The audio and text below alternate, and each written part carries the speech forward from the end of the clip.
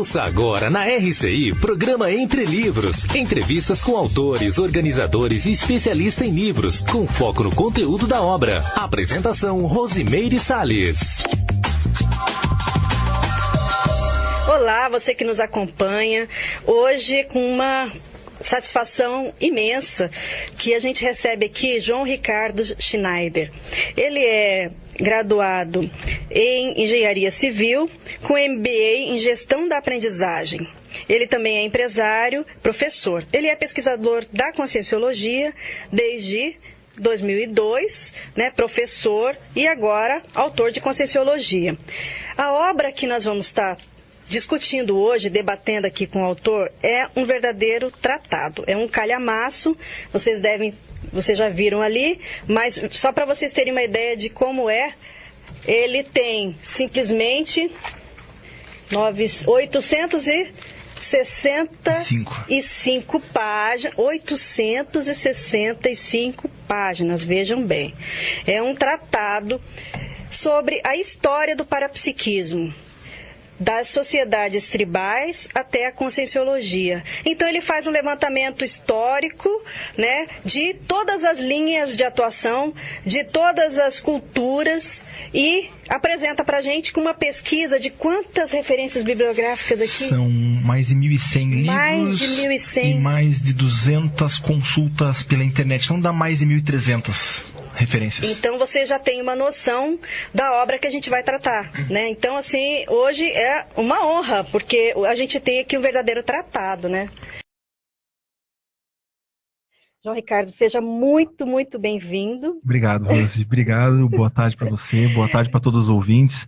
É uma satisfação estar aqui e que o nosso trabalho possa ser útil de alguma forma para as pessoas. Eu acompanho as publicações da Conscienciologia há 2 décadas, há mais de 2 décadas, e a gente vê muitos livros serem publicados do professor Valdo Vieira, que é o propositor da ciência. A gente tem vários tratados, mas, fora o professor Valdo, na minha opinião, esse é o livro mais consistente em termos de pesquisa, mais profundo, mais aprofundado, que eu penso que já saiu de Conscienciologia, porque a pesquisa bibliográfica em si que você fez, eu não vejo assim em outros livros, não estou desmerecendo, mas eu só estou assim ressaltando e valorizando o seu trabalho, porque realmente é uma honra ter até podido participar dessa produção aqui, mas a relevância dessa obra aqui, eu penso que é muito séria.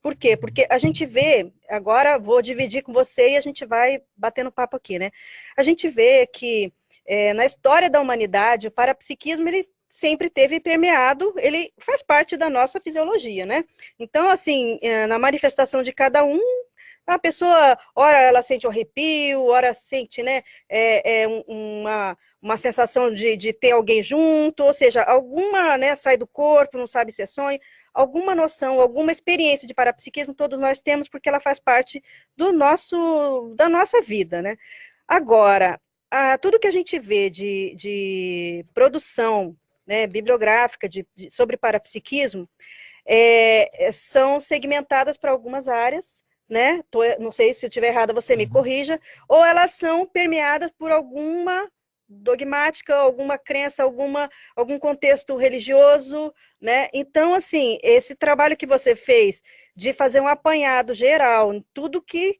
a humanidade já vivenciou em termos de parapsiquismo, ele é um trabalho de pesquisa isento, não tem conotação nenhuma com nenhum tipo de linha, de linha de religiosa, nem espiritualista, nem, vamos dizer assim, contaminada por crenças, Isso aqui está baseado em pesquisa, então isso que eu acho que é um grande mérito da sua obra, Então, para você construir isso aqui, foram quantos anos de pesquisa? Porque 800 páginas? A minha pesquisa começou no Carnaval de 2004. Então, Carnaval de 2004, eu sentei no Salão Verde ali com o Valdo. Mais de 10 anos. Isso. E aí, ali, ele e o professor Mário me convidaram para fazer a abertura da jornada de parapercepciologia, que ia acontecer em julho. Tá. E me perguntaram Eu estava ali na mesa do lado e os dois me chamaram e falaram assim, João Ricardo, o que você tem para apresentar na jornada? Aí eu, muito novo, tinha 21 anos, fui metido e falei assim, tenho sim, tem um trabalho sobre a história do parapsiquismo. Não tinha nada, eu tinha lido 3, 4 livros sobre o assunto. Aí eles, então tá bom, então você abre a jornada é em julho, pode mandar o artigo. E eu voltei para casa assustado porque eu ia ter que fazer o artigo, né? Aí que eu comecei a estudar, comecei a trabalhar e ele foi, ao longo do tempo, se desenvolvendo o trabalho, né? Então, e você teve dificuldade porque, olha, aqui a gente está vendo, né, desse panorama cronológico que é uma seção do seu livro, né? Você passa lá desde as sociedades tribais, os povos mesopotâmicos, hindus, chineses, egípcios, hebreus, gregos, enfim, até a linhas mais de pesquisa, como foi a metapsíquica, por exemplo, a parapsicologia, né? Então agora, para você fazer esse estudo, as fontes que você buscou, elas estavam aonde? No CAEC? Na holoteca do CAEC? Quando eu comecei a pesquisar... 1.200 livros, não é? Quando eu comecei a pesquisar, eu morava em Curitiba ainda. Então, a minha primeira fonte de referência foi a biblioteca do IPC Curitiba, que é uma biblioteca boa, tem 1.200 obras, não sei quantas exatamente tem hoje, mas tinha um número bom de referências. E eu comecei a pesquisar em cima dessas referências. Comecei a comprar livros, hoje eu tenho sobre o assunto em casa uns 350, 400 livros. Quando eu me mudei para Foz em 2006, era uma época que eu estava flexível na minha agenda profissional, então eu chegava na holoteca 8 horas da manhã e ficava até fechar.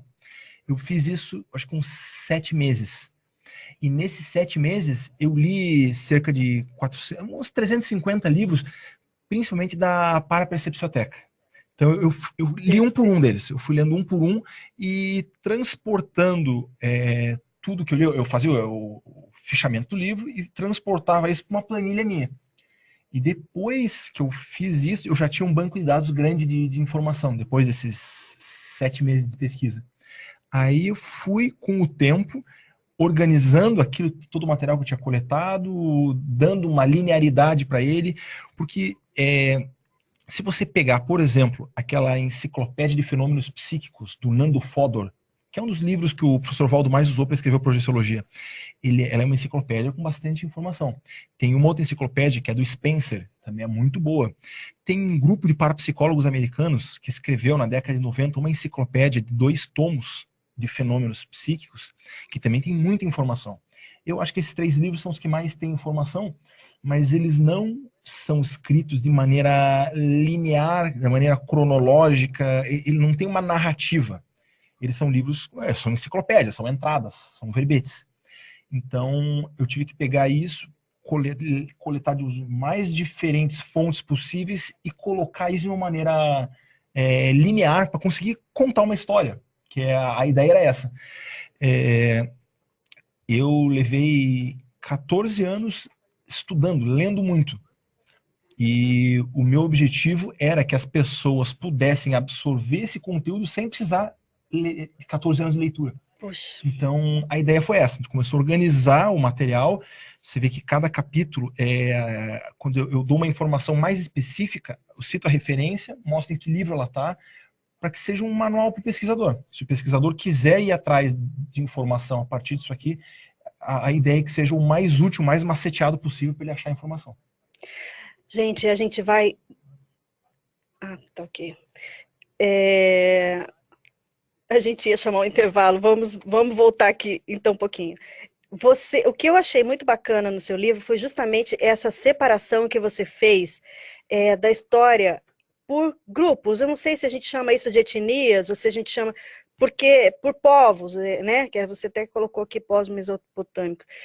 Porque aí a sensação que eu tive, lendo o seu livro, é como se a gente mergulhasse naquela cultura e você vai sentindo a realidade como que era, né?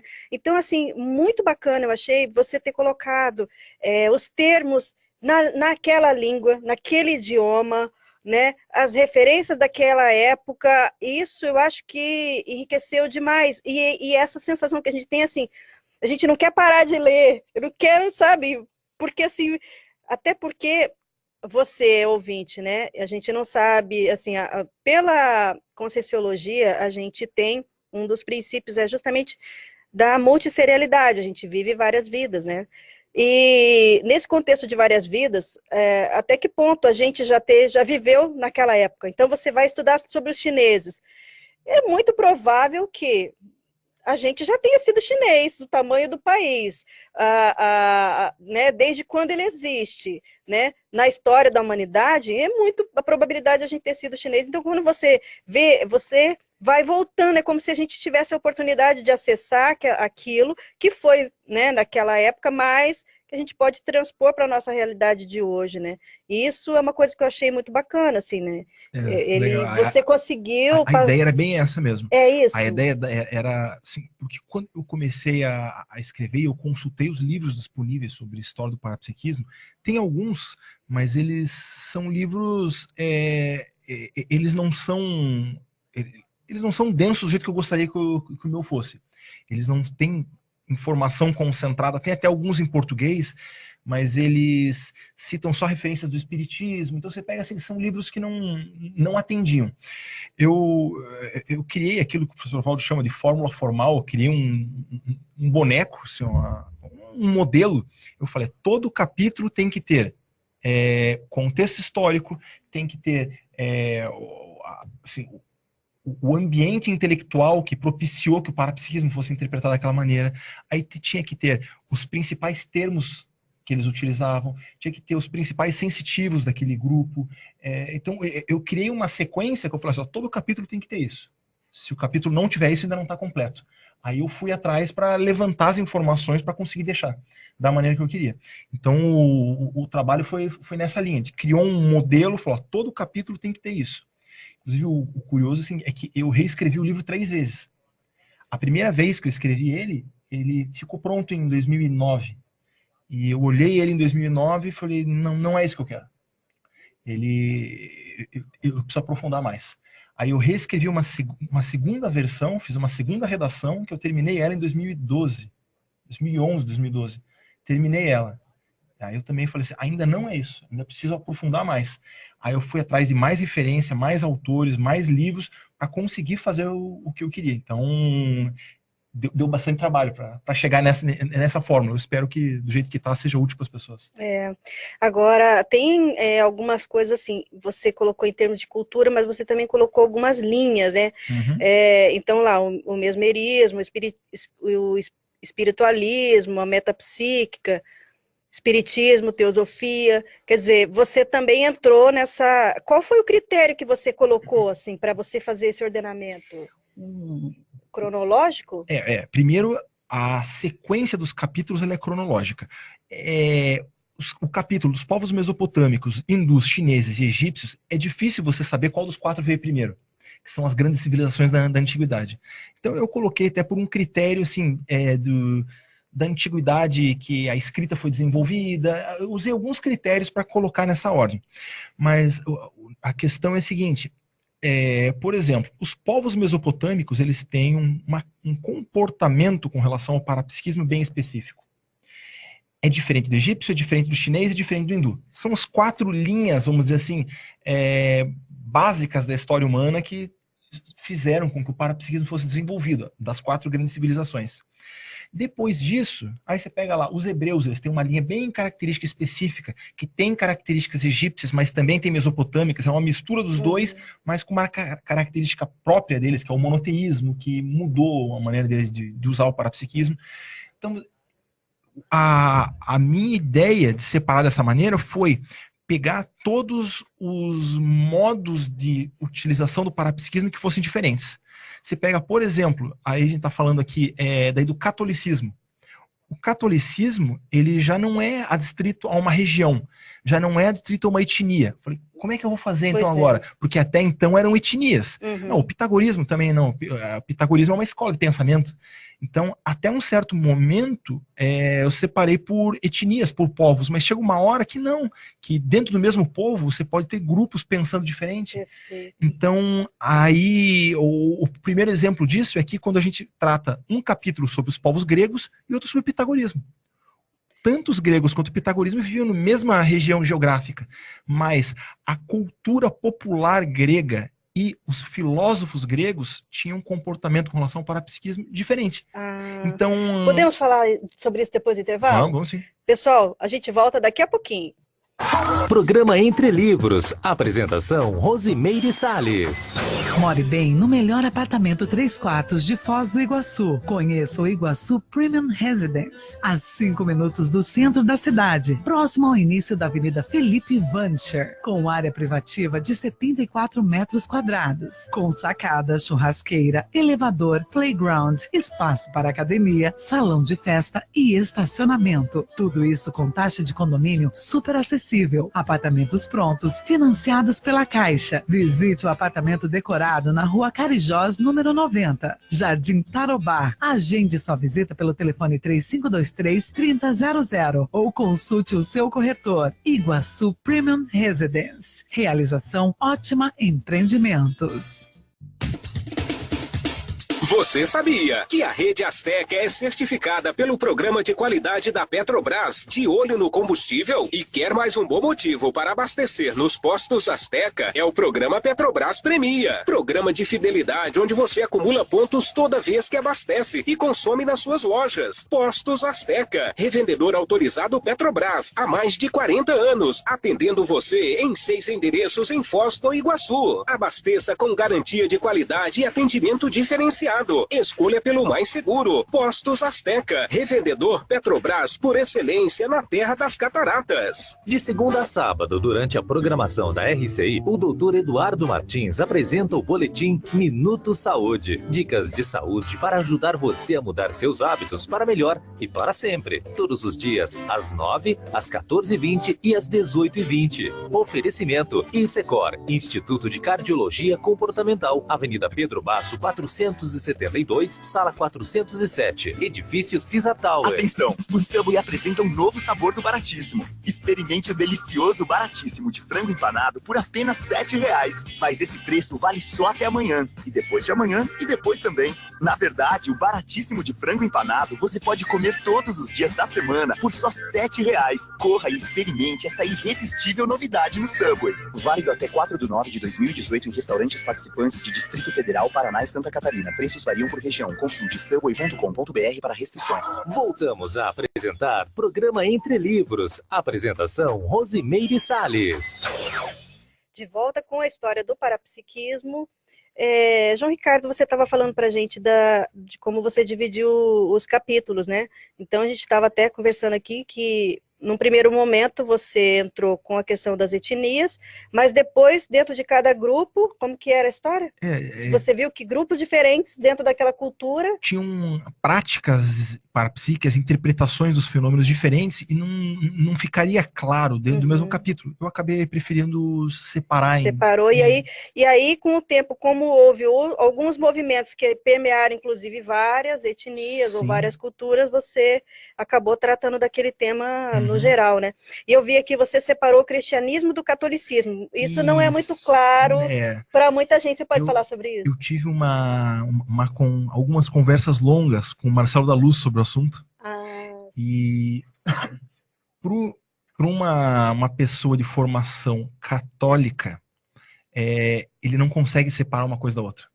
O católico, ele entende tudo como um movimento único. Sim. Mas aí eu mostrei para o Marcelo, pode ser que dê debate, pode ser que dê discussão, mas eu vou apresentar dessa maneira. Por quê? Porque eu entendo que os primeiros 3 séculos do cristianismo, ele tem características bem específicas. O cristianismo nos primeiros séculos, ele não tinha uma ortodoxia definida, ele tinha várias linhas que pensavam o próprio cristianismo de maneira diferente. Tinham grupos monoteístas, que tinham 2 acreditavam em 2 deuses, tinham grupos que acreditavam em 7 deuses, 12 deuses e até 365 deuses. Dentro do cristianismo, você tinha grupos cristãos que eram reencarnacionistas, grupos cristãos que usavam parapsiquismo, grupos cristãos que eram mais ortodoxos. Então, era um movimento borbulhante, era um movimento vivo e um movimento que tinha características bem específicas. Quando eu chamo catolicismo, é a partir do Concílio de Nicéia, do imperador Constantino, que ele criou uma ortodoxia. Ele falou, a partir de agora, a religião é essa. E a partir desse momento, a Igreja Católica Apostólica Romana criou a sua característica própria. A partir desse momento, do próprio Concílio de Nicéia, a hora que eles definiram quais eram os livros da Bíblia, quais eram os livros que iam ser os livros ortodoxos, qual era o credo ortodoxo, eles, em paralelo, eles tiveram que reprimir o parapsiquismo. Por quê? Se você tem um livro que é a verdade absoluta, e você tem um sensitivo, que ele entra em transe, e ele pode falar qualquer outra coisa, como é que você ia conciliar um sensitivo, que ele tem a liberdade de expressão, ele ia falar qualquer outra coisa, com um livro sagrado? Então, nesse momento em que os livros da Bíblia foram definidos, foram consolidados, e a Bíblia foi considerada a verdade absoluta da religião católica, o parapsiquismo deixou de ser estimulado, bem pelo contrário, foi reprimido. Então, esse momento, no final do século IV, mais ou menos no ano 385, que o Constantino e o grupo dele no Concílio de Nicéia definiu o que era a Bíblia, o comportamento desse movimento com relação ao parapsiquismo mudou totalmente. Interessante. Então, aí eu não conseguia também, mais uma vez, eu não conseguia colocar isso tudo dentro do mesmo capítulo. Eu tinha que começar a explicar de novo. Então você está trazendo uma coisa totalmente nova. Você viu isso em algum lugar ou não? Essa é uma abordagem... É uma abordagem que eu usei para tornar mais clara a explicação do parapsiquismo. Sua? Foi minha. Que seguinte, bacana. Porque realmente é difícil a gente pensar separado, né? É difícil. Tem alguns grupos cristãos, neopentecostais, evangélicos, etc., que eles procuram separar, né, o que é cristão e o que é católico. Mas na formação cultural brasileira, é como se fosse as pessoas ali entendem como um movimento único. Sim. Agora, você pensar assim, Jesus não criou uma igreja. Os apóstolos ali não tinham isso bem claro também.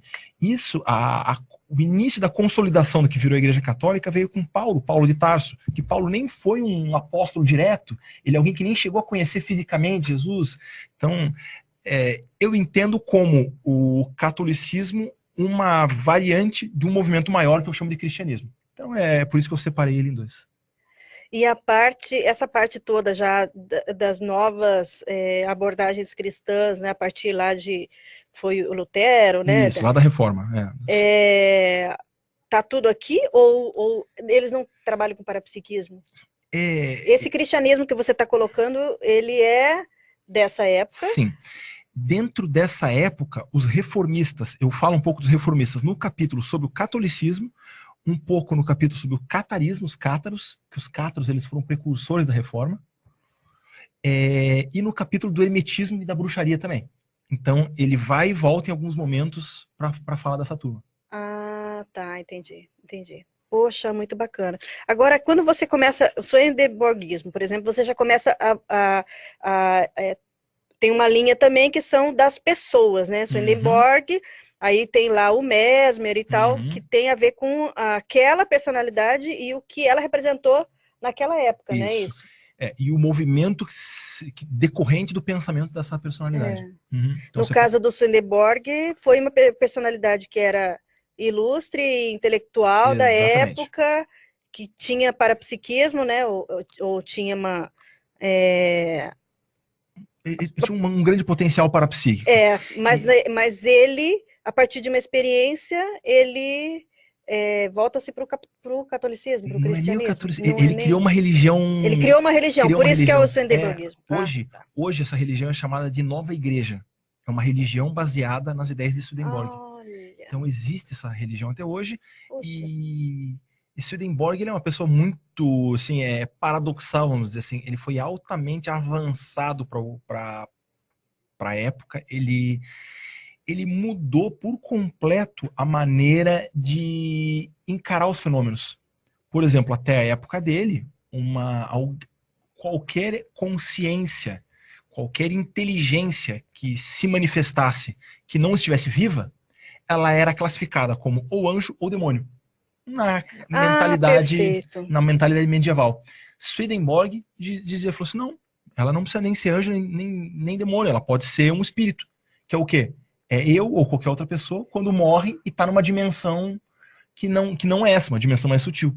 Então, Swedenborg, como ele tinha muita facilidade para sair do corpo, ele trouxe descrições, ele registrou descrições muito precisas da realidade extrafísica, da realidade que nós vamos viver depois da morte. Então, esse modo de pensar dele e o modo com que ele registrou, que ele escreveu, ele foi uma mudança de paradigma. Então, ele é muito importante por esse lado. O engraçado é que ele se entendeu a única pessoa autorizada para interpretar a Bíblia também. Então, ele tinha essa vertente dele mais técnica, de explorador da realidade extrafísica, mas ele se sentia também um profeta, vamos dizer assim. Alguém que tinha uma habilidade especial para interpretar, fazer a interpretação do texto bíblico. Então, aí ele criou uma nova religião. Isso a gente vê outras histórias também, onde a pessoa tem uma experiência e dali ela cria uma religião. Isso. Mas no caso dele, a relevância é justamente pelo que ele representava na época, Exatamente. né? E essa mudança de paradigma aí que você colocou, né? Agora, você também separa o espiritualismo do espiritismo. Eu tô te colocando as questões assim, que eu acho que até para poder esclarecer mesmo, né? Para a gente aqui também, eu não via muita distinção, né? Mas essa distinção, você também que trouxe, ou ela já existe? Sabe, no Brasil, essa distinção, ela não fica muito clara. Por quê?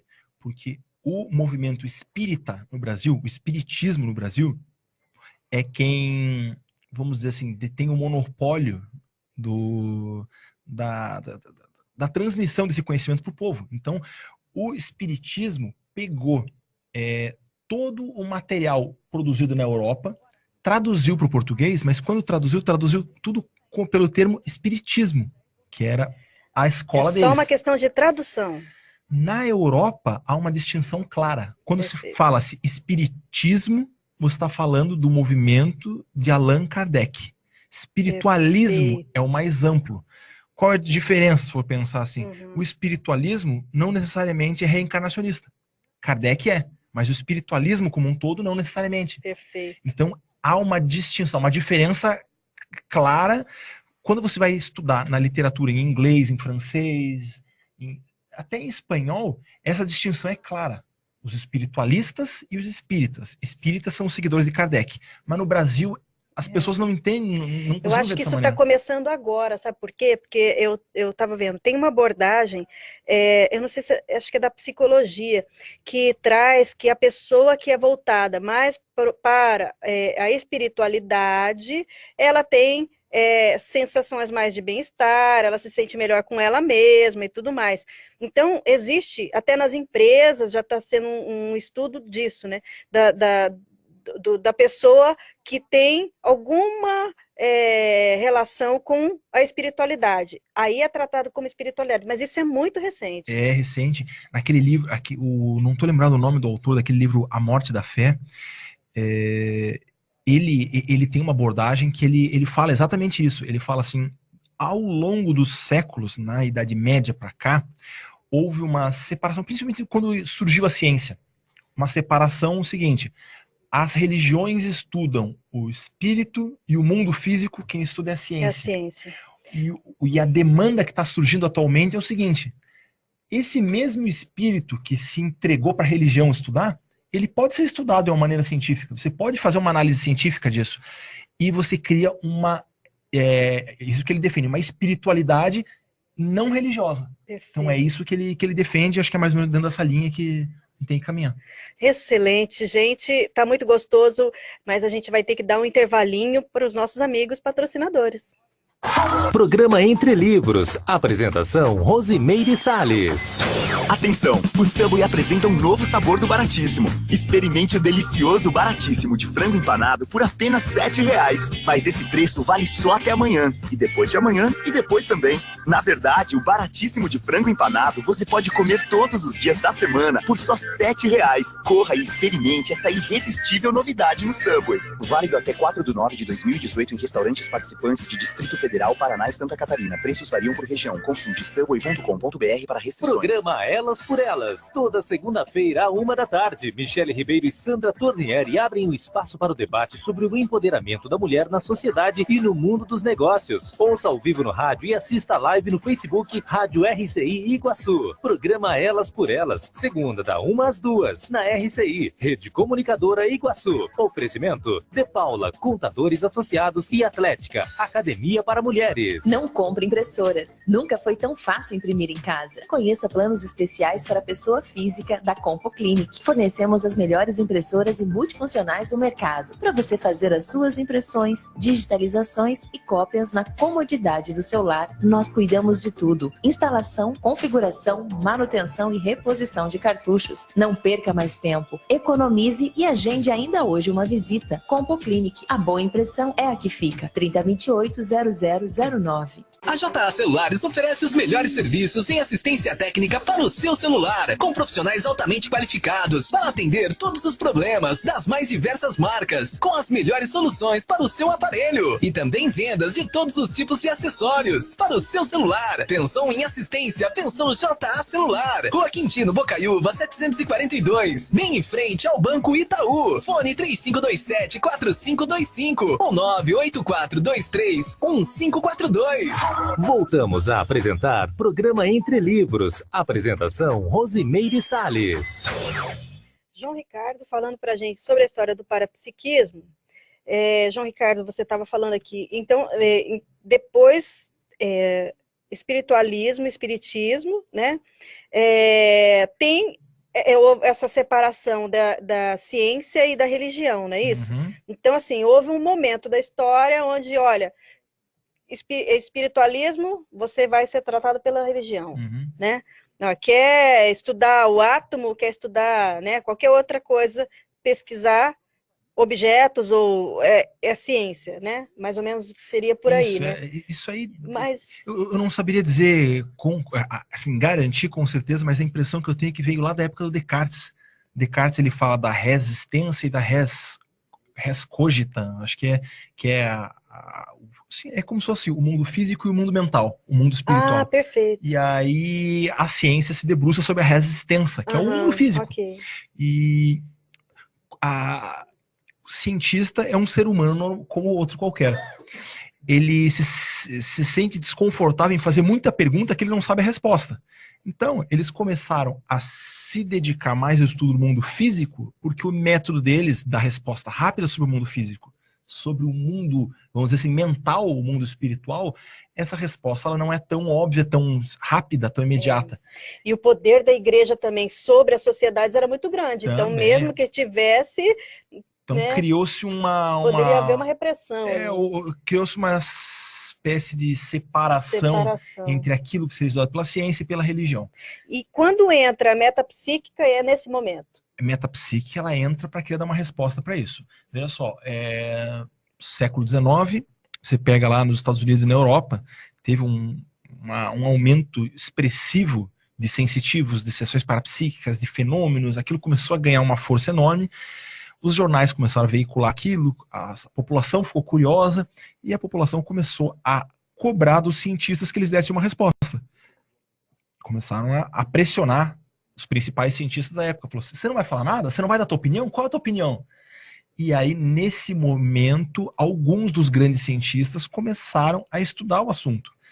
E, para o desconforto dos céticos, cada novo cientista que ia estudar o assunto dava opinião que os fenômenos eram reais. E eles chamavam outro cientista, e ele dava opinião que os fenômenos eram reais. E aquilo começou a criar um mal-estar, e esses cientistas todos que perceberam a realidade do fenômeno avançaram na pesquisa, com todas as dificuldades de se fazer pesquisa fora do paradigma convencional da ciência, vamos dizer assim. Mas eles fizeram uma força grande e a metapsíquica até hoje tem muitos livros muito úteis. Eles fizeram muita pesquisa, muito material, muita sessão experimental. Então a metapsíquica também é um divisor de águas da história do parapsiquismo. Você sabe que a gente recebeu aqui a Lília Junqueira falando de Balzac.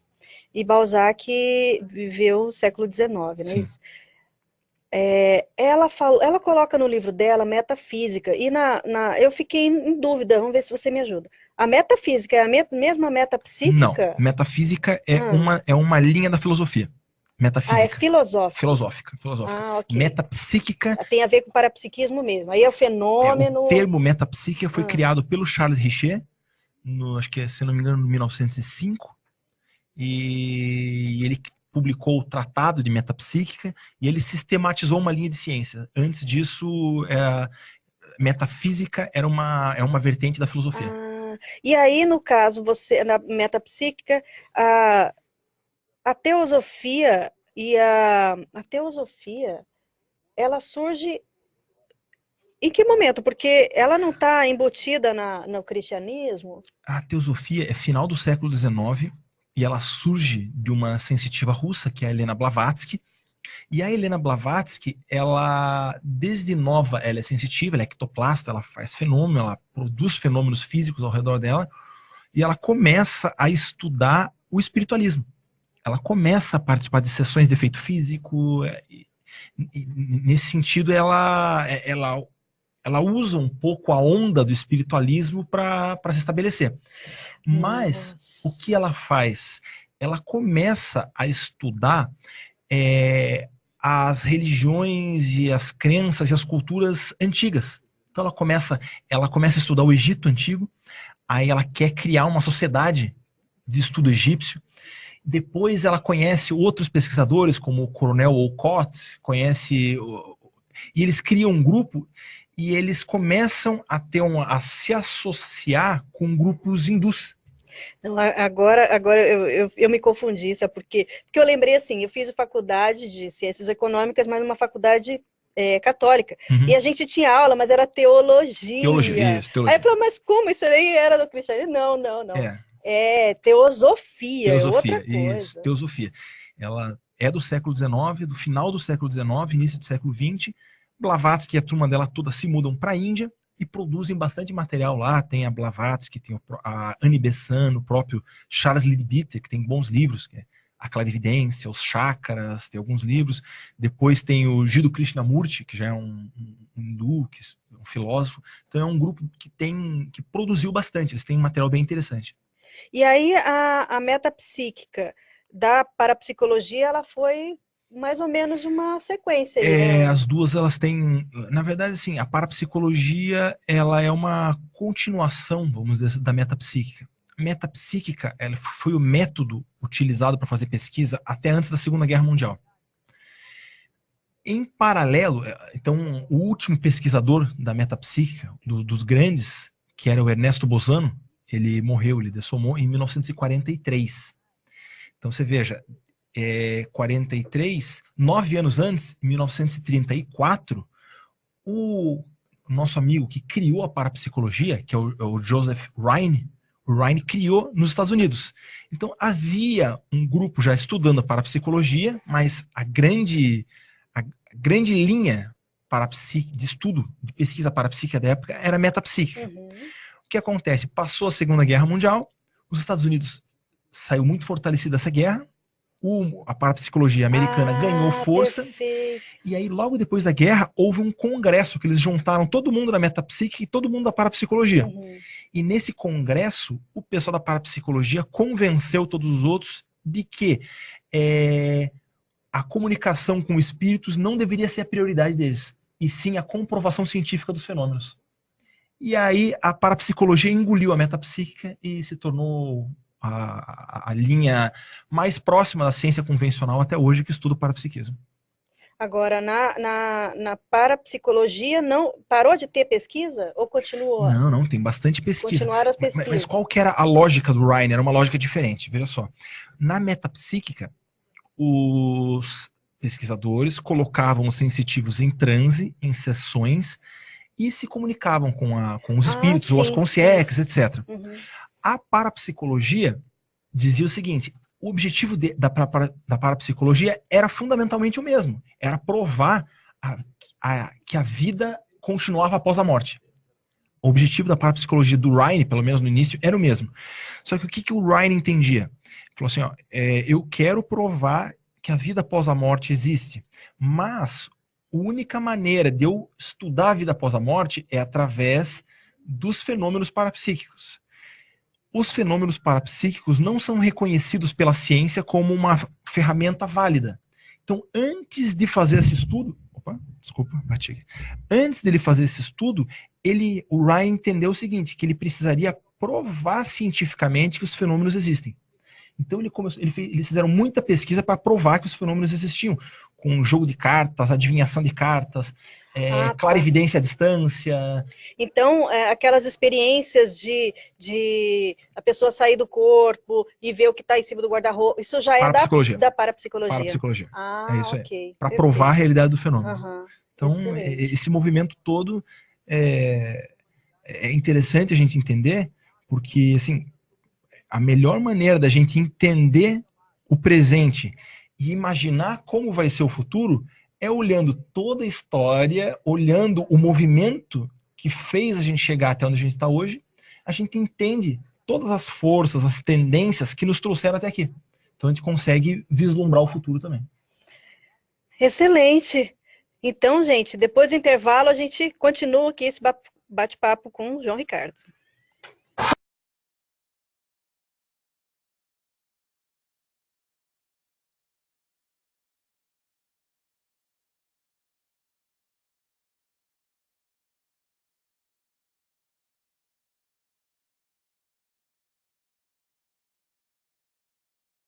De amanhã e depois também. Na verdade, o baratíssimo de frango empanado você pode comer todos os dias da semana por só R$7. Corra e experimente essa irresistível novidade no Subway. Válido até 4/9/2018 em restaurantes participantes de Distrito Federal, Paraná e Santa Catarina. Preços variam por região. Consulte subway.com.br para restrições. Voltamos a apresentar programa Entre Livros. Apresentação Rosimeire Salles.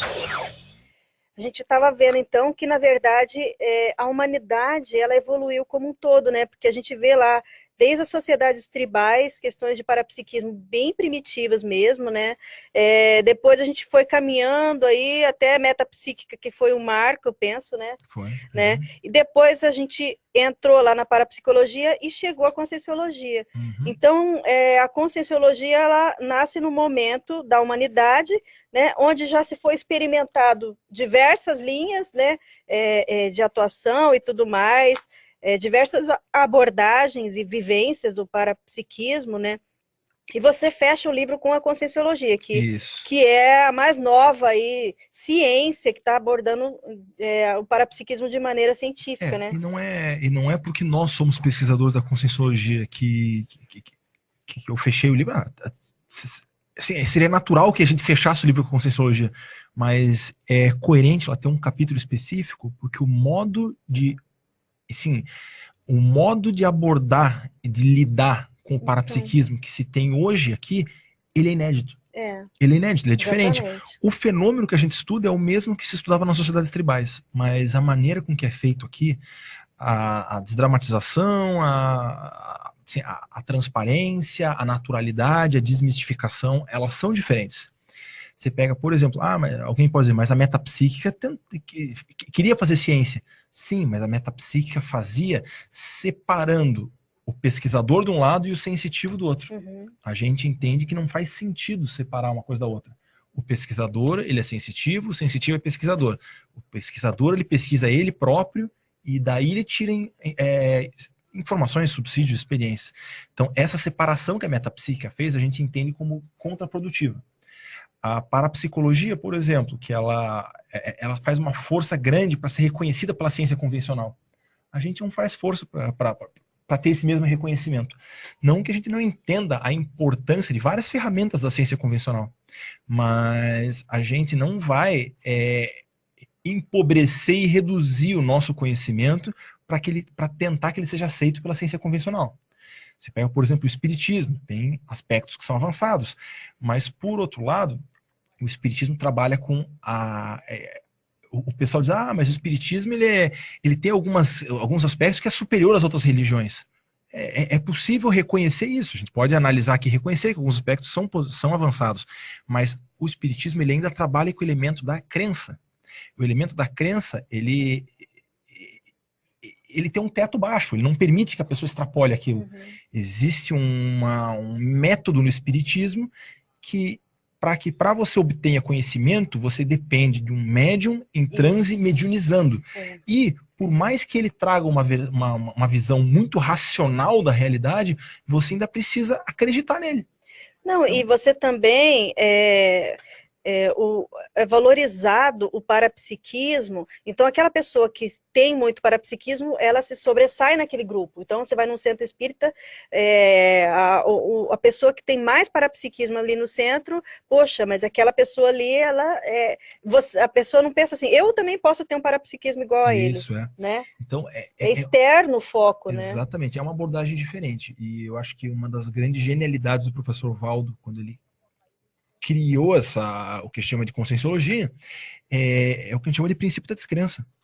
Em geral, as ideias mais geniais são aquelas mais simples. Aquela que depois que você fala, a pessoa fala, tá, mas isso é óbvio. Por que ninguém pensou nisso antes? Pois é. Então, o princípio da descrença ele é genial nesse sentido.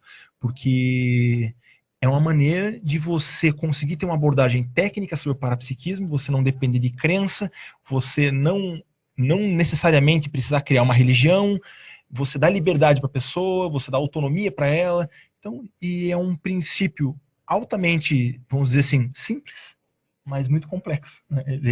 Que é o princípio da descrença. Então, a abordagem que a conscienciologia dá para o fenômeno ela é diferenciada, sim.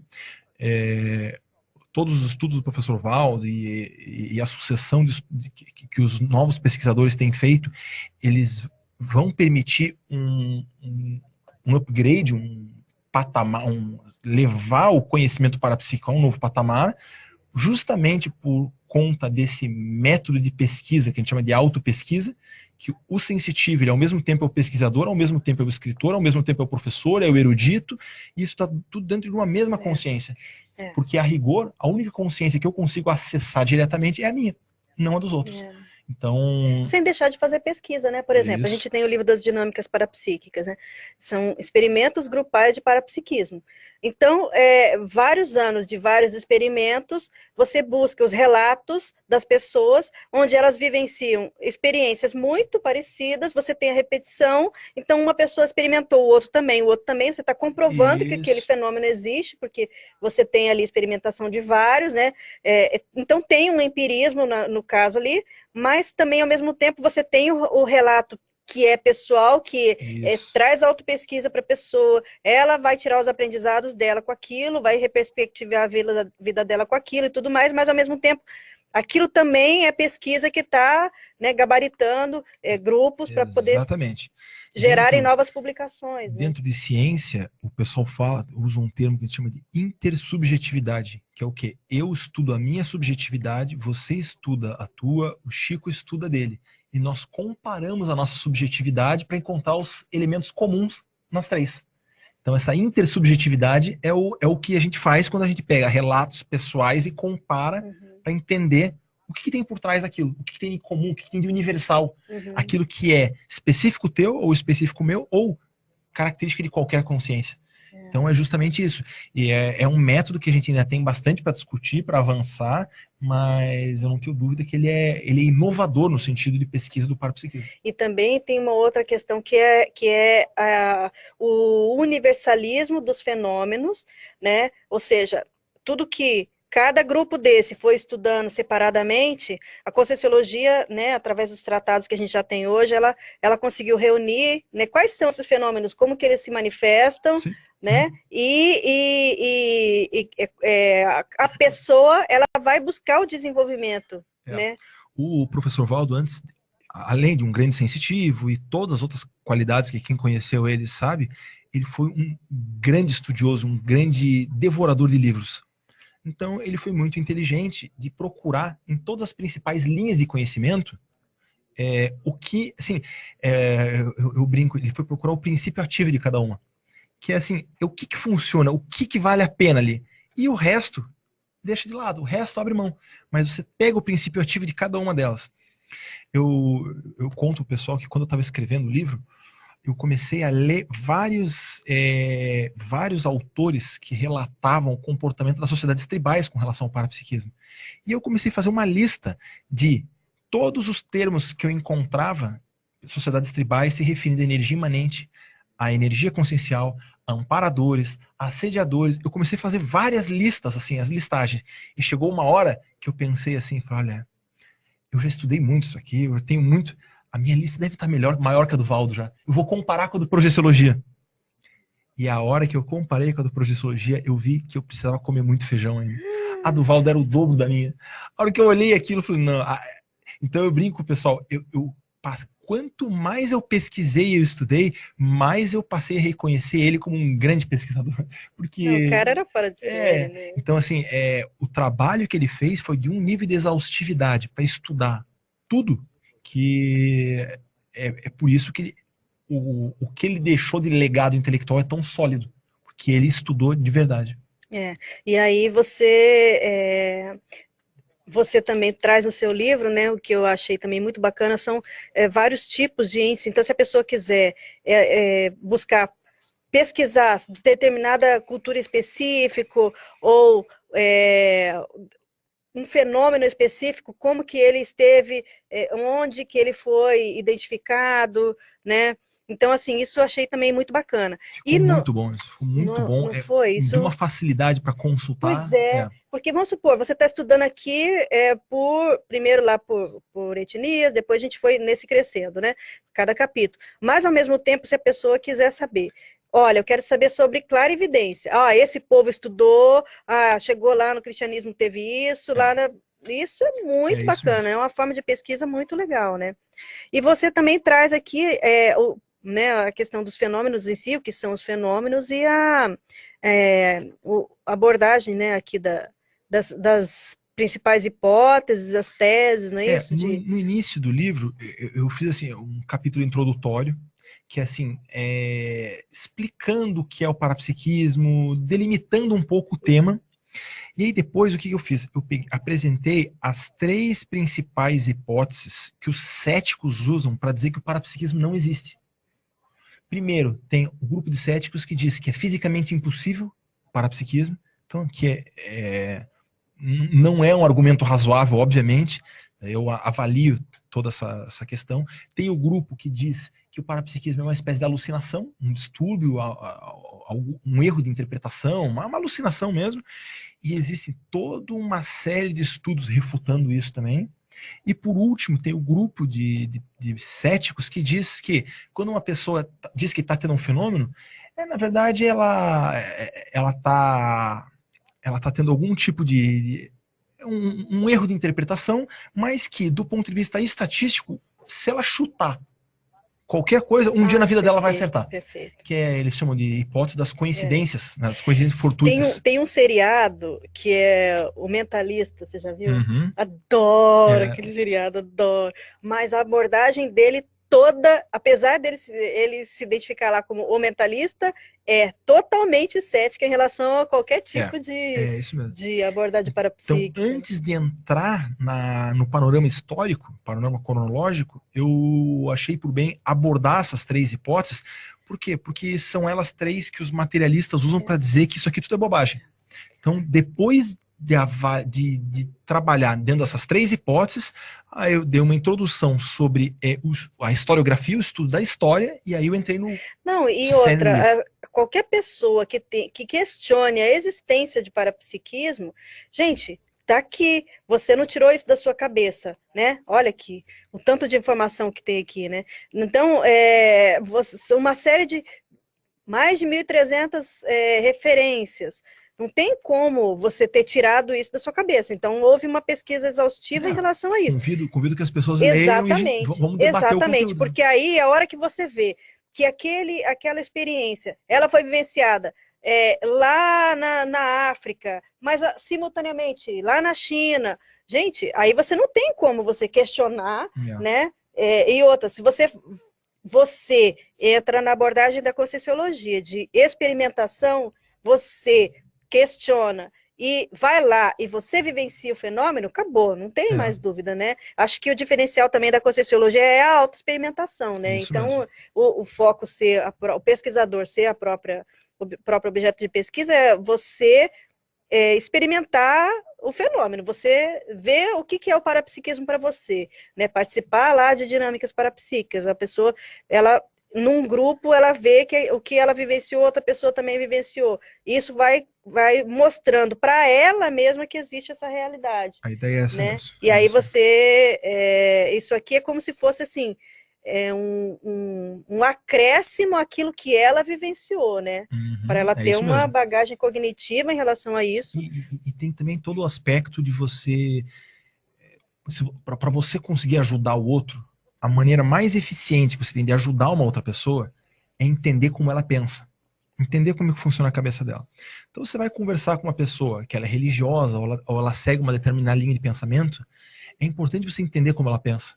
Então a ideia é que esse material aqui, que o livro sirva para que a gente tenha, eu digo assim, pesquisadores e professores de conscienciologia, tenham conteúdo e tenham um subsídio para conseguir abordar de maneira mais profissional, mais assertiva, pessoas que sejam de qualquer uma dessas linhas aqui.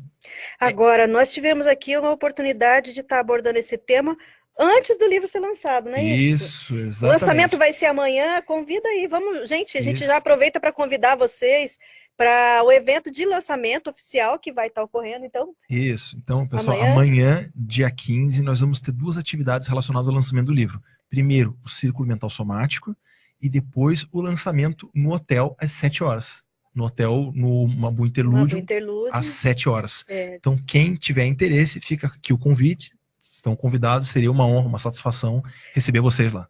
A gente tem aí um minutinho, você quer dar um recado final aí pro pessoal que está acompanhando a gente? Agradeço você, Rose, agradeço nosso grande amigo Chico, agradeço a atenção dos nossos ouvintes, e é isso, esse aqui é um trabalho de 14 anos de pesquisa, é um trabalho que a gente faz como voluntário, é um trabalho que a gente faz por convicção, e eu estou com 35 anos, né, quase a metade da minha vida escrevendo esse livro aqui. Então, quando eu pego esse livro na mão e começo a folhear os capítulos, eu lembro da época que eu estava escrevendo cada capítulo. É como lembrar, assim, é uma parte da minha vida. E agora vai ser uma parte da nossa. Isso. Né? Então, eu espero que o meu trabalho seja útil para as pessoas e consiga ajudar as pessoas da melhor maneira possível. A gente também agradece imensamente esse papo gostoso. Aprendemos muito hoje. E a gente espera vocês, então, na próxima sexta com mais Entre Livros.